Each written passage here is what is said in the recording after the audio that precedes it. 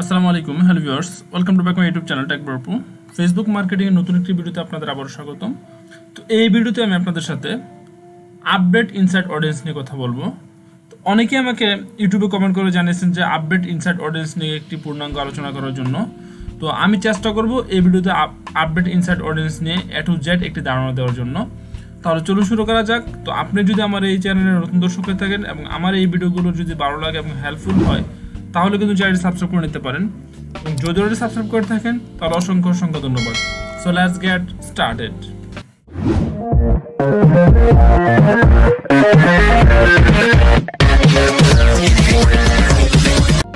তো update insight অডিয়েন্সে যেতে হলে প্রথমে আপনাকে 3 বার অপশনে ক্লিক করতে হবে। 3 বার অপশনে ক্লিক করার পর আপনি স্ক্রল করে একটু নিচে চলে যাবেন। নিচে চলে যাওয়ার পর আপনি একটি ইনসাইড একটা অপশন দেখতে পাবেন, যেমন এখানে একটা ইনসাইড একটা অপশন দেওয়া আছে। আপনারা এই ইনসাইড অপশনে ক্লিক করবেন। তো ইনসাইড অপশনে ক্লিক করার পর আপনার যে অ্যাডভান্টেজগুলো আছে সব অ্যাডভান্টেজগুলো এখানে কিন্তু শো করবে। তো আপনি এখান থেকে যদি আপনার অ্যাডভান্টেজ না থাকে তাহলে কিন্তু আপনি ক্রিয়েটিভ বিজনেস একটি অ্যাডভান্টেজ ক্রিয়েট করে নিতে পারেন এই অপশন থেকে। তো যেহেতু আমি কিভাবে আপনারা একটি অ্যাডভান্টেজ ক্রিয়েট করবেন তা কিন্তু আমি পূর্বে আপনাদের সাথে আলোচনা করেছি। তো এখান থেকে আমি একটি অ্যাডভান্টেজ সিলেক্ট করে নিব। অ্যাডভান্টেজ সিলেক্ট করার পর এরকম একটি ইন্টারফেস চলে আসবে। আসার পর এখান থেকে আপনি আমরা অ্যাসেটগুলো সিলেক্ট করে নেবেন।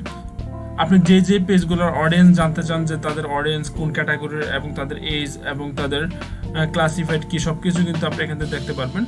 তো সাপোজ আপনি যখন নতুন একটি ক্লায়েন্টের কাজ করবেন এবং আপনি কিন্তু জানবেন না যে আসলে এই পেজের ক্লায়েন্ট তাদের এজ কত এবং তাদের ডেমোক্রেসি কি এবং তাদের বিহেভিয়ার ইন্টারেস্টগুলো কিন্তু আপনি জানবেন না। কিন্তু যখন আপনি কিন্তু এই আপডেট ইনসাইট অডিয়েন্সের মাধ্যমে কিন্তু আপনি এই পেজের তাদের ক্যাটাগরিটা কিন্তু আপনি জানতে পারবেন, তাদের অডিয়েন্সের কী কী ক্যাটাগরিতে আছে।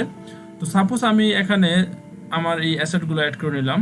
সাপোজ এখান থেকে আমি লেদার যে পেজটা ফেসবুক পেজ প্লাস ইনস্টাগ্রাম অ্যাকাউন্টটাকে আমি অ্যাড করে নিলাম।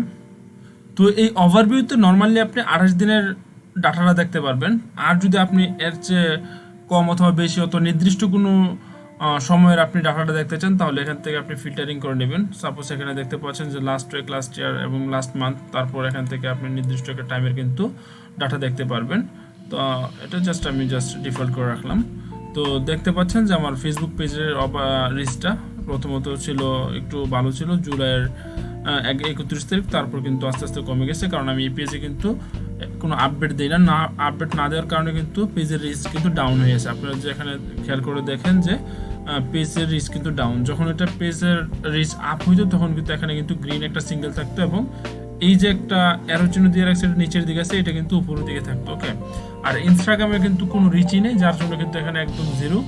তো আপনি স্ক্রল করে নিচে আসলে দেখতে পারবেন যে পেজ লাইক হচ্ছে, আমার এই পেজটার লাইক হচ্ছে 1.4K এবং ইনস্টাগ্রাম ফলোয়ার হচ্ছে 26 জন। আর এই পেজের যে অডিয়েন্স আছে এই অডিয়েন্সের এজ হচ্ছে ম্যাক্সিমাম এজ হচ্ছে 25 থেকে 34। যেমন এখানে দেখতে পাচ্ছেন যে 81% হচ্ছে মেন এবং 18% হচ্ছে উমেন। তারপর হচ্ছে 18 থেকে 24 বছরের মধ্যে কত পার্সেন্ট মেন, কত পার্সেন্ট উমেন, এবং 25 থেকে 34 বছরের মধ্যে কত পার্সেন্ট মেন, কত পার্সেন্ট উমেন, এই সবগুলো ডাটা কিন্তু এখানে কিন্তু শো করতেছে। আর ইনস্টাগ্রামে যেহেতু ফলোয়ার একদম কম, তার জন্য কিন্তু তাদের ডাটাটা কিন্তু এখানে শো করতেছে না। তারপর আপনি যখন নিচে চলে আসবেন রেজাল্টসে ক্লিক করলে আপনি দেখতে পারবেন যে পেজের রিচটা আর একটু ডিটেলস আকারে এখানে ডেমোগ্রাফিক আকারে কিন্তু এখানে শো করতেছে। তারপর হচ্ছে কন্টেন্ট, আপনার যে কন্টেন্টগুলো আছে কন্টেন্টগুলো এখানে শো করবে। তারপর হচ্ছে অডিয়েন্স, এটা হচ্ছে খুবই ইম্পর্ট্যান্ট।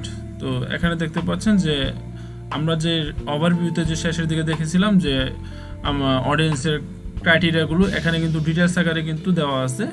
আর আমরা ওল্ড ইনসাইড অডিয়েন্সে যে জিনিসগুলো পেতাম না তা হচ্ছে আপনার কোন সিটিতে কত পার্সেন্ট অডিয়েন্স আছে প্লাস কোন পেজে কত পার্সেন্ট অডিয়েন্স আছে তা কিন্তু আমরা দেখতে পারতাম না। কিন্তু এই বর্তমান আপডেট অডিয়েন্সের মাধ্যমে কিন্তু আমরা এই জিনিসটা কিন্তু দেখতে পারতেছি। যেমন এই যে 1.4K অডিয়েন্সের মধ্যে ঢাকা সিটির মধ্যে আছে 47.6% এবং চট্টগ্রামে আছে 6.3% এবং কুমিল্লাতে আছে 5.3%। এবং এই যে দেখুন ডাটা সোর্সটা কিন্তু এখানে দেখাচ্ছে কোন সিটিতে কত পার্সেন্ট অডিয়েন্স আছে। তারপর হচ্ছে টপ কান্ট্রিজ, যে কোন কোন দেশে এই পেজের অডিয়েন্সগুলো আছে। বাংলাদেশে আছে 84.5%, তারপর হচ্ছে ইন্ডিয়াতে আছে 3.8%, সৌদি আরবে আছে 3.6% এবং একইভাবে কিন্তু এখানে কিন্তু দেশগুলো কিন্তু এখানে শো করতেছে। ওকে, তো এটা হচ্ছে মূলত আমার পেজের যেই 1.4K অডিয়েন্স আছে তাদের ডাটা সোর্স। আর আপনি যদি এখানে পটেনশিয়াল যে অডিয়েন্সটা, এই পটেনশিয়াল অডিয়েন্সে ক্লিক করেন, পটেনশিয়াল অডিয়েন্সে ক্লিক করার পর আপনি দেখতে পাচ্ছেন এখানে হিউজ নাম্বার একটা অডিয়েন্স কিন্তু আছে, 4,60,00,000 অডিয়েন্স, বিশাল। তো এটাকে আপনার কিভাবে এখন একটু ফিল্টারিং করবেন, তো ফিল্টারিং করার জন্য আপনি এখানে দেখতে পাচ্ছেন যে ফিল্টার একটা অপশন দেওয়া আছে। তো ফিল্টার অপশন যখন আপনি ক্লিক করবেন, ক্লিক করার পর আপনি এখানে আপনার লোকেশনটা সেট আপ করে নেবেন। সাপোজ আমি এখানে দিচ্ছি বাংলাদেশ, ওকে। তো বাংলাদেশ দেওয়ার পর দেখতে পাচ্ছেন যে বাংলাদেশ অপশনটা কিন্তু চলে আসছে। চলে আসার পর আমি এটাকে এজটা একটু সিলেক্ট করে দেবো। এখানে আমি এজটা 20 থেকে 44 দিব।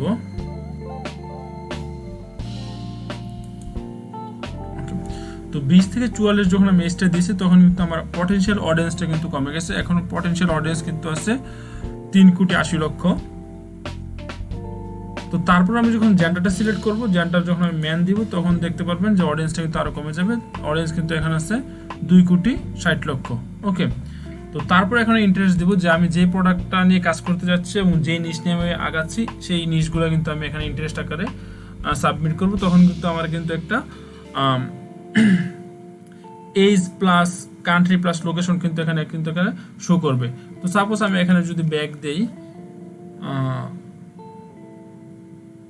ব্যাগ, তো এখানে দেখতে পাচ্ছেন যে ব্যাগের যখন আমি ব্যাগ সাবমিট করলাম তখন কিন্তু অডিয়েন্সটা কিন্তু অনেক কমে গেল, জাস্ট 1,60,000 কিন্তু চলে আসলো। তো আমি যদি আর একটু অডিয়েন্সটা বাড়াতে চাই, সাপোজ মেসেঞ্জার ব্যাগ দিব আমি এখানে, ওকে।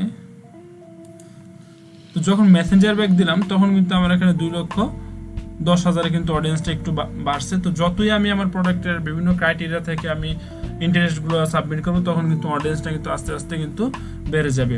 এবং এই অডিয়েন্সের আপনি দেখতে পাচ্ছেন যে আমি যদি তখন শুধু ম্যান দিস না, আমি যদি অল জেন্ডার দিয়ে রাখি তখন একটু অডিয়েন্সটা আরও বাড়বে। প্লাস এখানে কিন্তু শো করবে যে আসলে ব্যাগের প্রতি ম্যান এবং উমেন কাদের ইন্টারেস্টটা বেশি। আপনি দেখতে পাচ্ছেন যে উমেনের ইন্টারেস্ট কিন্তু বেশি ব্যাগের প্রতি, যেমন 70.3%, এবং ম্যানের ইন্টারেস্ট কিন্তু জাস্ট 29.7%। এবং সবচেয়ে এজ বেশি কিন্তু 25 থেকে 34 বছর বয়সের মধ্যে কিন্তু উমেনের ইন্টারেস্টটা বেশি। প্লাস 18 থেকে 24 বছরের মধ্যে কিন্তু ভালো একটা সাইজ আছে।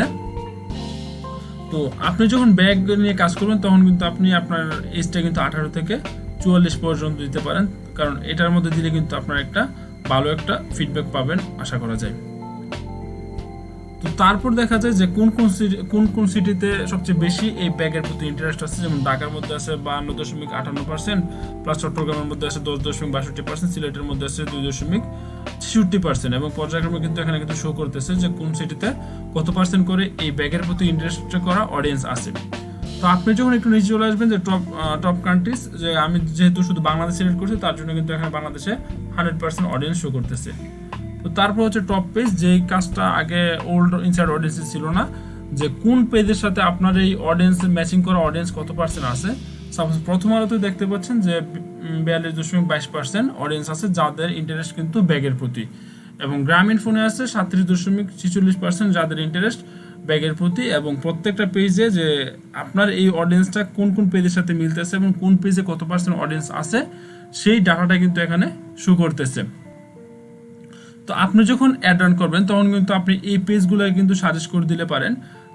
তো সেক্ষেত্রে কিন্তু এই পেজের যে অডিয়েন্সগুলো আছে সেই অডিয়েন্সগুলো কিন্তু আপনি কাজে লাগাতে পারেন। তো তারপরে আপনি এখানে ক্রিয়েট অডিয়েন্সের মাধ্যমে কিন্তু আপনি এই অডিয়েন্সটাকে সেভ করে কিন্তু আপনি যখন অ্যাড রান করবেন তখন কিন্তু আপনি সেভ অডিয়েন্সটা কিন্তু কাজে লাগিয়ে কিন্তু একটি ভালো একটি রেজাল্ট জেনারেট করতে পারবেন। তো এটাই ছিল মূলত আপডেট ইনসাইড অডিয়েন্সের পূর্ণাঙ্গ একটি আলোচনা। তো তারপর যদি আপনাদের এই আপডেট ইনসাইড অডিয়েন্স নিয়ে কোনো কনফিউশন থাকে তাহলে আমার ডিসক্রিপশন বক্সে আমার ফেসবুক লিঙ্ক দেওয়া আছে, আপনারা চাইলে আমাকে সরাসরি নক করতে পারবেন কোনো রকম হেজিটেশন ছাড়া। আমি আপনাদের যথাসাধ্য হেল্প করবো ইনশাল্লাহ। তো আজকের এই ভিডিও যদি ভালো লাগে এবং আপনাদের হেল্পফুল হয় তাহলে কিন্তু চ্যানেল সাবস্ক্রাইব করে নেবেন। দেখা হবে আবার কোনো নতুন ভিডিওতে। সে পর্যন্ত ভালো থাকুন, সুস্থ থাকুন, আল্লাহ হাফেজ।